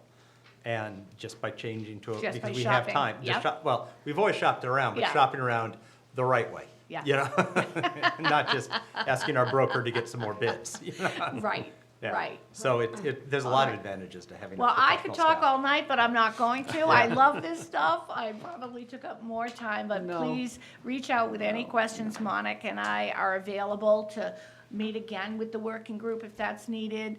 And really congratulations on the grant, and I am so privileged to work with such thank you. dedicated people.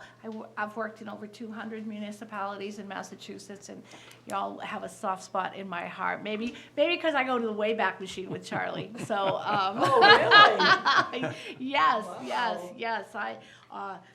Charlie hired me when I was home with my kids and not with the Collins Center yet to do some policy work. So, so Wayback Machine. So I Excellent. appreciate that. All right, Well, take we care. appreciate Thank this, and you. we're very All right, have a excited. good evening. Thank Thank you. you. Thank you, Mary. So I Are we move- moving a meeting, making a move? Yeah. I'm making a motion. Yes. Yes? Motion. I move that the board accept the report, Human Resources Review, and move forward to reaching the recommendations as outlined in the report. Is that squishy enough for you? What word That's did enough you for change? me. Move forward with the recommendations. I went to reaching the Reaching. recommendations. Ooh, I like it. Okay, that's good. That leaves room I for had a tweaking. second, I Okay. had as feasible at the end. But Close enough. Yeah, Good. we got to the same Okay. place. Okay, all those in favor? Aye. Unanimous. Right, thank Thank you very much. Thank you. Thinking Bye, as you were Mary. speaking and not listening. Okay. So, Got through that. this is so sad. I'll leave it. Thank you. Oh, my God, we're Municipal having the moment. municipal moment. Is that why I, Let's move that to the end and then we keep her for longer. no. Is that next? Yes. Appointments? Are I'm you- sorry? Are you doing the appointments to the boards, committees? No, the committee, my committee? The other No, appointment.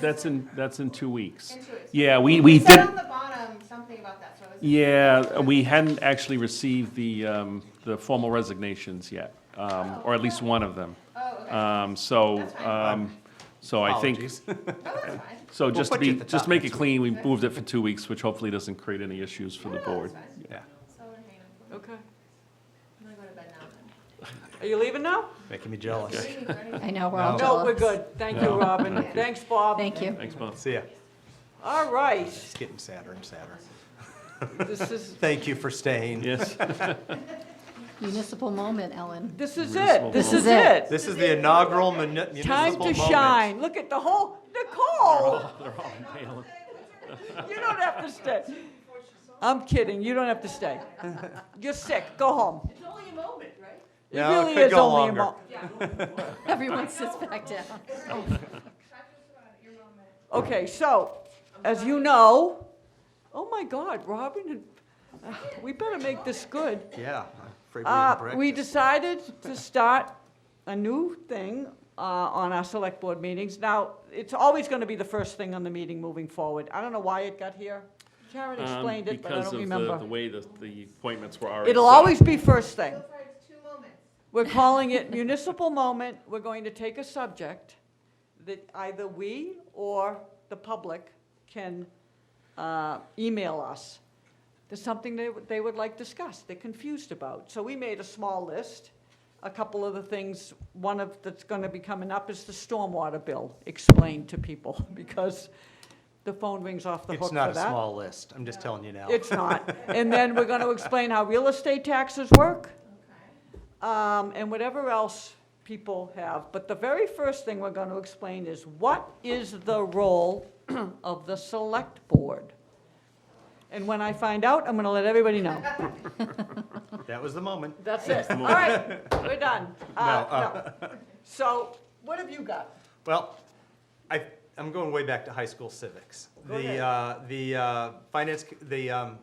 Select board is the executive committee, executive branch of government. That's our role in the town. We don't get to spend money without town meeting approval. Town meeting can authorize us to sign contracts, but we don't just get to go out and spend money on what we approve, with some minor exceptions. So buying anything comes through us. I've just gotten a lot of questions about it. I didn't know if you had a presentation about who we I have are. a or little, go- well, I have Yeah. I mean, you mean who? Our But names not, and I don't care addresses? about that. Basically, the role of the select board is to set policy Yep.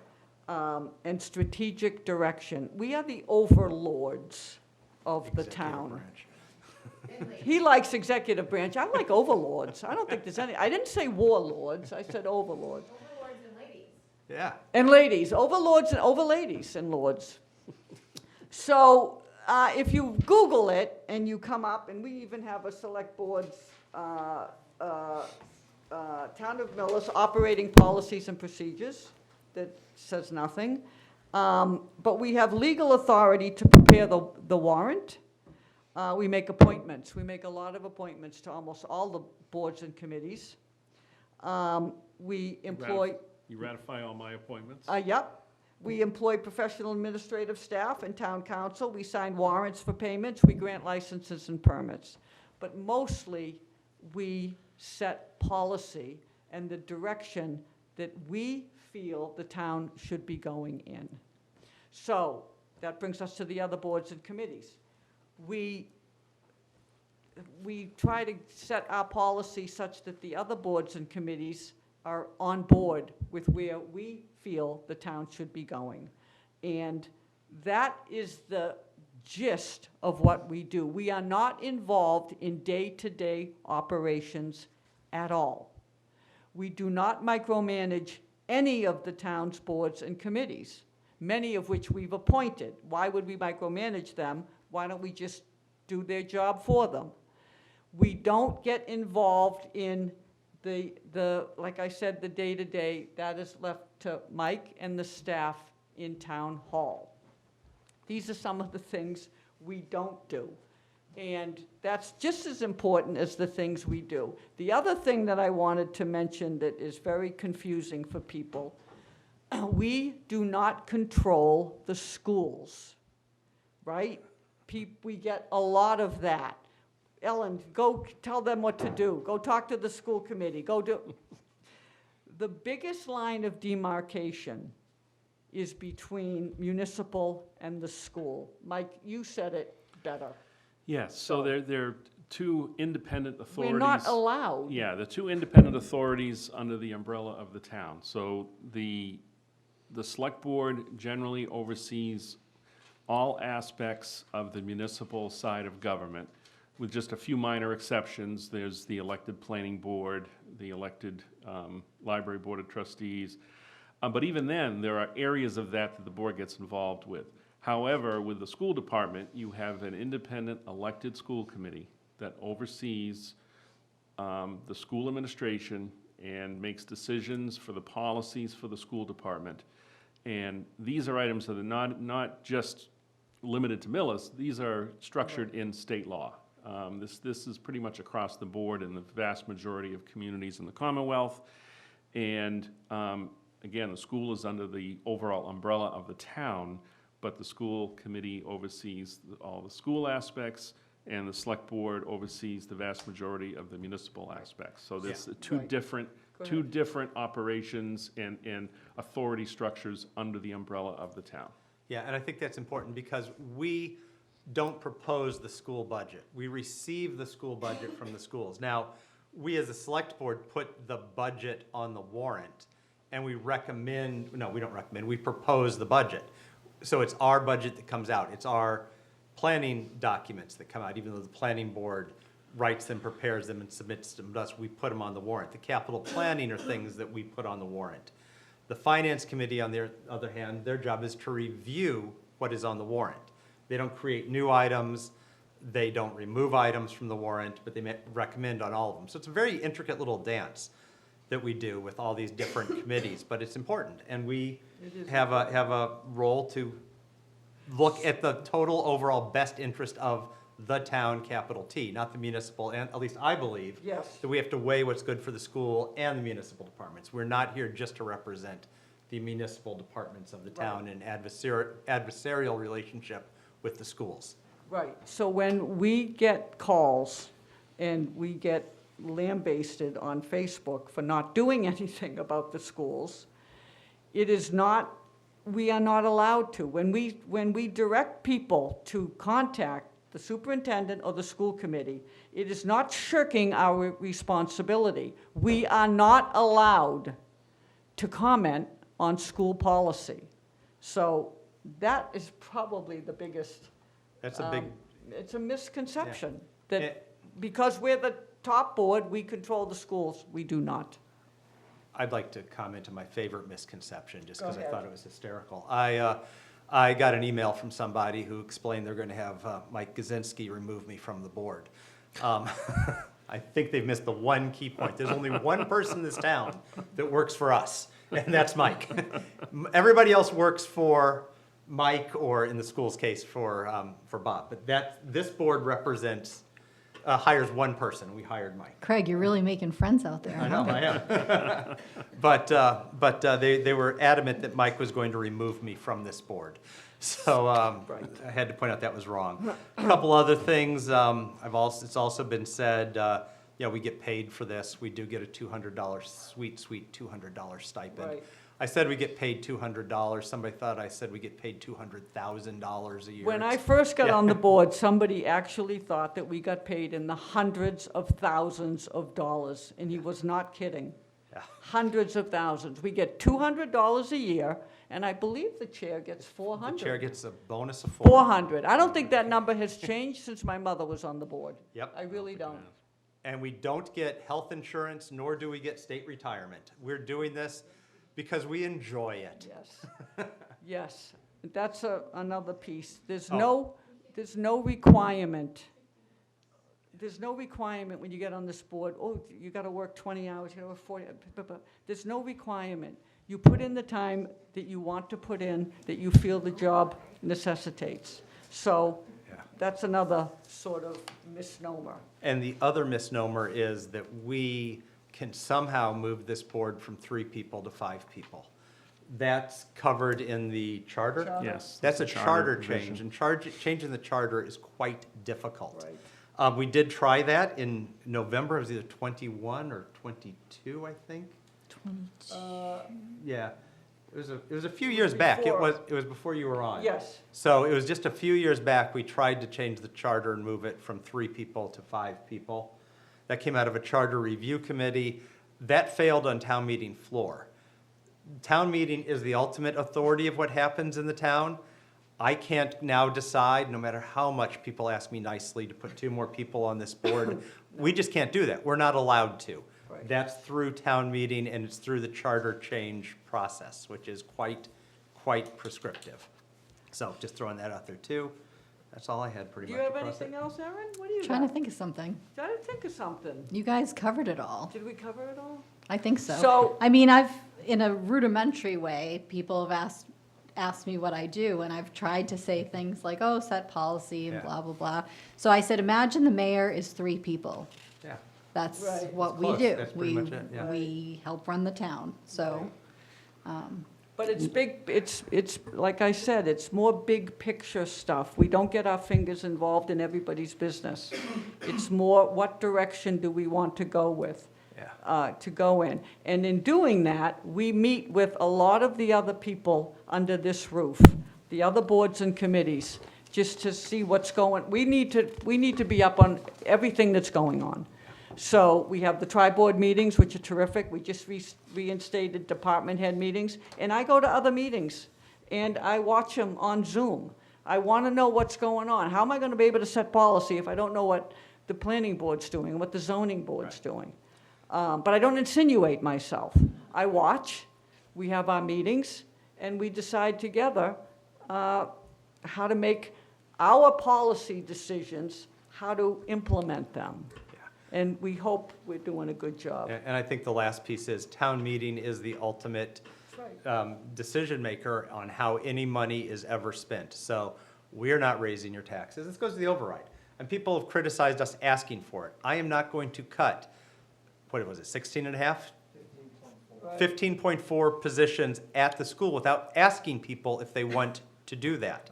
Now, conversely, I can't keep those people if there's no money, nor could I cut them without, the budget appropriation at town meeting. So I don't have a problem asking for overrides for things that are going to dramatically impact people.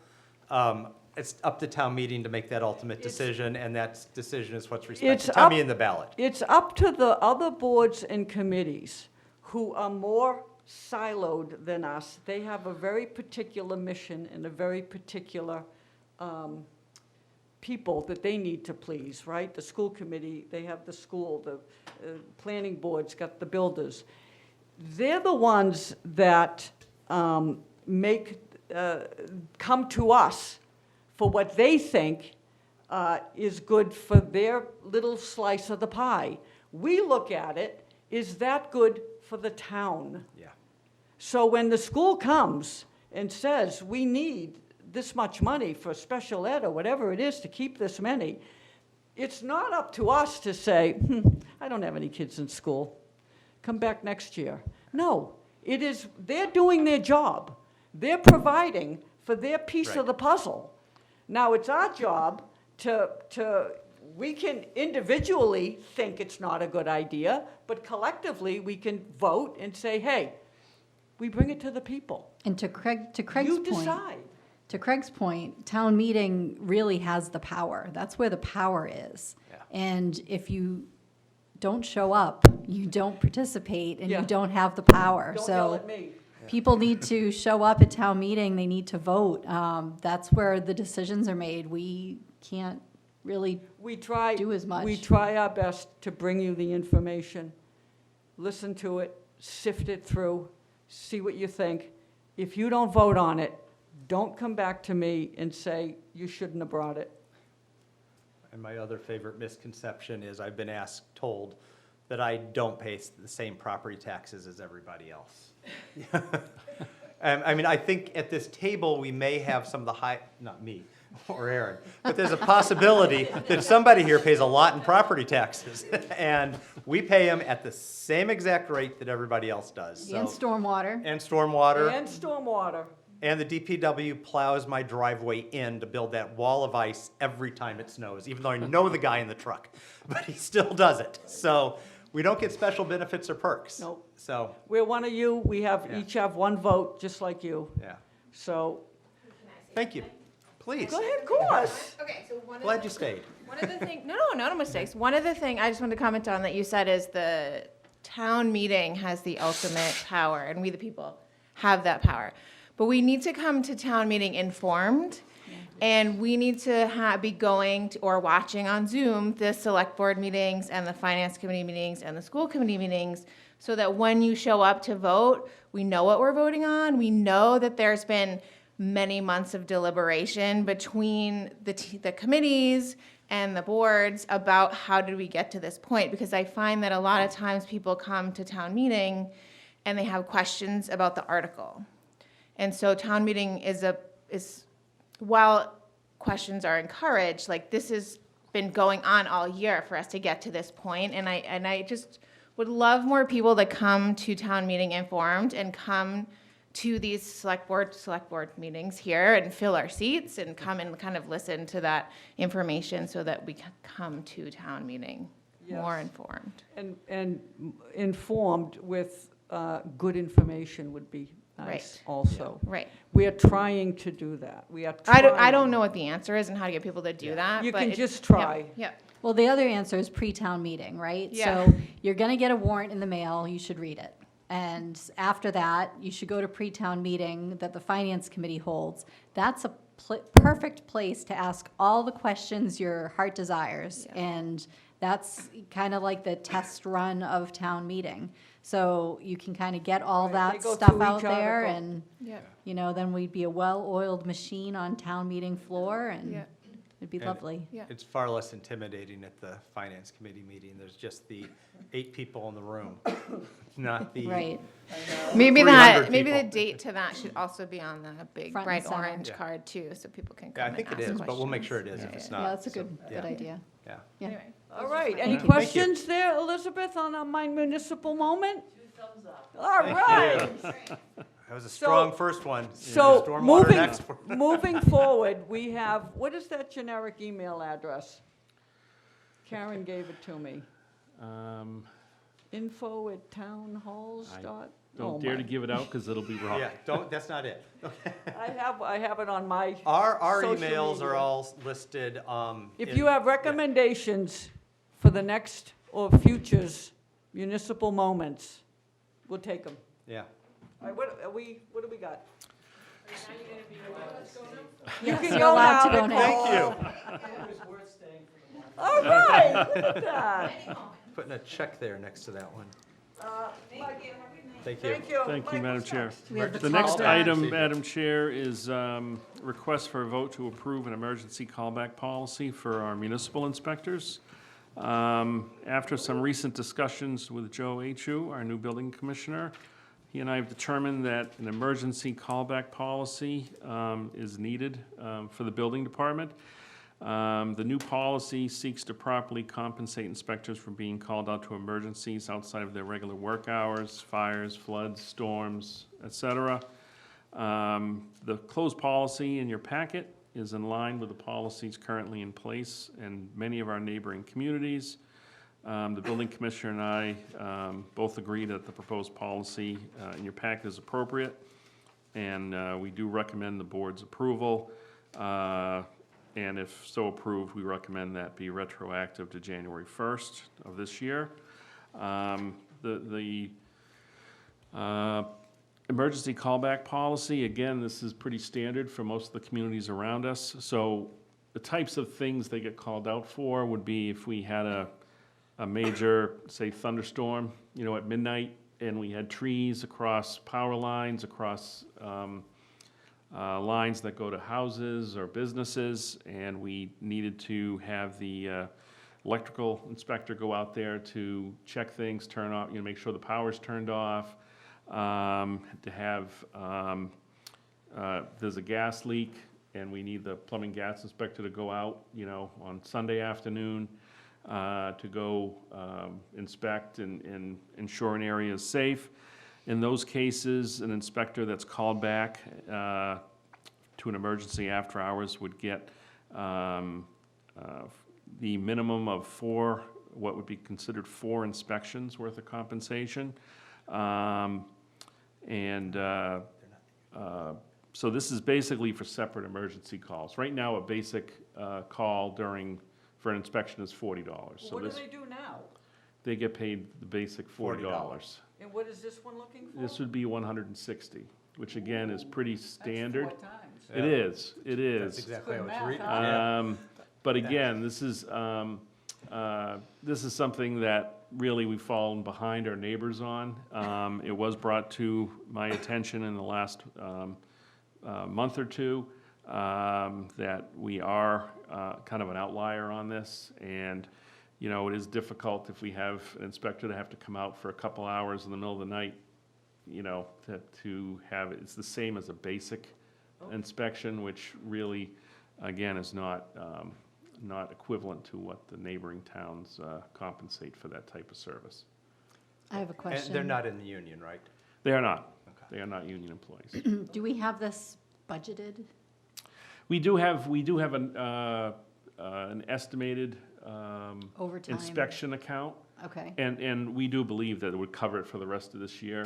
okay, It's unusual to have more than 1 or 2 of these calls a month. okay. It's not something that happens every week. We did have, I think, 3 or 4 in the month of January, which was a little Yeah. unusual.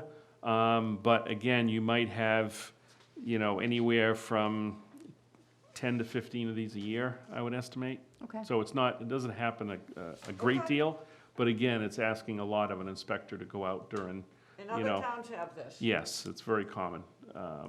We have researched with other towns in the area, and it's quite common. Okay. And usually 4 times the regular inspection rate is what they get for a callback for Okay. these types of things. Okay, go ahead. Okay, I move that the board vote to approve the emergency callback policy for municipal inspectors as presented in the agenda packet with an effective date of January 1st, 2025. Second? It's been moved and seconded. All those in favor? Aye. Unanimous. Thank you. Next, we have the waiver. We talked about this a couple of meetings ago, and now we finally. We put have it- a policy, you have a draft policy for Yep. your review, Madam Chair, and this is a policy regarding the waiver of inspection fees for town buildings and municipal and school projects. There's also a section here that would allow the board to consider waivers if a project was, say, from a nonprofit and had a specific public good for the community, and you deemed it so, you could consider that. Okay. That's really something the board could take on a case-by-case basis. But this would address, Taking money from ourselves. yes, so Yeah. basically, I like that. this means the board would no longer have to take special votes whenever the town or municipal or school did a project. It would automatically only be assessed for the direct costs related to that, Yep. to those services. And then the other language in here discusses requests from individuals and organizations to waive the fees. If it's deemed to be a public good for the community, you'd have the option to waive it if you so felt it was warranted. Okay. Erin? I move that the board approve a policy for the waiver of certain inspection fees under the jurisdiction of the select board as written in the agenda packet. Second? It's been moved and seconded. All those in favor? Aye. Unanimous. Thank you. Next one. Next one, we have another Madam appointment. Chair, we do have an appointment of special counsel. Our cable license with Verizon Fios is set to expire this summer. Had discussions with our town council, Mead, Talman, and Costa in regards to this. They do not specialize in this very specialized area of law, and have recommended that we seek out special counsel for assistance in the negotiation of our new cable license with Verizon Fios. Attorney William Solomon has done this work for the town over the past 10 years. Every time one of these contracts, license agreements has come up, he has done a successful job in getting a license that's to the benefit of the community. I did reach out to him recently, and he has agreed to represent the town in those negotiations. He did send us a proposal, which is in your packet, which I believe is appropriate. I have asked town council, our town council, to review it. They believe it's fine, it's quite standard. So this evening, I'm requesting that the board appoint Attorney William Solomon as special counsel for the purpose of negotiating a cable license agreement with Verizon Fios, and for the term of the appointment to last until the completion of those negotiations. And I'm also asking that the board vote to approve the legal services agreement with Attorney William Solomon as written in your agenda packet. Okey-dokes. I move that the board appoint Attorney William Solomon as special counsel for the purpose of negotiating a cable license agreement with Verizon Fios. The term of the appointment shall be until the completion of negotiations, Second. period. It sounded like there was more coming. No, there's more, but that's it for now. Okay, second. Okay, it's been moved and seconded. All those in favor? Aye. I move that the board vote to approve the legal services agreement with Attorney William Solomon as written in the agenda packet. Second. It's been moved and seconded. Aye. All those in favor? Aye. Aye. Unanimous. Aye. Two unanimous. Thank you. Okay. So you want me to talk about the next one? Sure. Okay. Sure. Thank you. So Millis Lions are looking to put on Millis Beautification Day again this year. It was a very successful event last year. It will be looking at Saturday, April 12th from 9 a.m. to noon. There is a website where people can register, and it is rain or shine. It is a great community day where people gather and get together and pick up trash and, you know, remove some leaves or do some weeding in certain areas and just make the town look nicer. So it's a really nice day. So we're looking for approval for April 12th from 9 to noon. Okay. All right. I'm going to try to go this year, actually on Saturday instead of last year when I went on Sunday. Well, that's And it had already key. taken Yeah. And you thought the town looked great. It did. It Didn't looked need any work awesome. done at all. I So don't know why we're bothering. I'm going to try to remember it's a Saturday. Okay, we have a, I move that the board approve Millis Beautification Day. Second. it's been moved and seconded. All those in favor? Aye. Unanimous. Another Millis Beautification Day. Madam Chair, I am, No, we got the. oh, I'm Liaisons. sorry, Liaisons. sorry. Oh, my Jumped God. ahead. Well, I've had 2 economic development committees since we've last met. What? Yeah, we met twice. Once 1 week, once the following week. Wow. First time we were productive. The first time we discussed what Nicole brought up. I'm not going to summarize that. We voted it. We've done it. That's Yeah. good. Second time, we invited Representative Vaughn in, and that was a special 6:30 edition, which conflicts directly with my getting out of work Dinner. time. Well, getting out of work and then dinner, so all of that's related. Okay. But that was helpful. He's he listened to what we're looking for. He's going to keep us informed of new grants that would help us out, and it was nice to have him there. He's introduced some legislation to other towns in his district that have helped them with it, and we want to be included. Also had a capital planning committee meeting. That was lovely. We talked mostly, and you'll like this, Aaron, about ClearGov capital planning product. Good. So that was a major point of conversation. And then we had a school building committee meeting, not the one we all attended, but there was one right before that. I think that was within this window also. But anyway, that was it. Everything was summarized at the, Wow. that's 4 meetings, if you count 2 economic development. We're going Yeah. to put that through the whole month for you. Yeah. I got nothing. I've got nothing. Nothing. I got energy tomorrow night. I'm gonna put that, no. I got economic development on Thursday. We're gonna do that? No, Not we're not economics, playing that game. capital Okay. planning. You got capital plan? Yeah, Water I sewer do. commitments? Thank you, Madam Chair. I'm requesting that the board approve and sign the Water and Sewer Department commitment to the collector for January 2025 in the amount of $1,548.52. Second. Oh, So moved. second. All those in favor? Aye. You said it so well. Thank you. Okay. Aaron? And it's 9 I move o'clock. that the board enter into executive session for the following purpose and only re-enter open session for the purpose of adjourning. To discuss strategy with respect to collective bargaining or litigation if an open meeting may have a detrimental effect on the government's bargaining or litigating position. SEIU, Fire, Police, DPW. Second. Poll the board? Yes. Yes. Yes, yes for me? Yes. Yes for Aaron. It's unanimous yeses. Okay, thank you. Thank you. All right. Oh, I moved we adjourn from, oh, we did. No. Never No, no, no. mind. We did it. I wanted Thank to- you, Millis Community Media. Thank you. Thanks.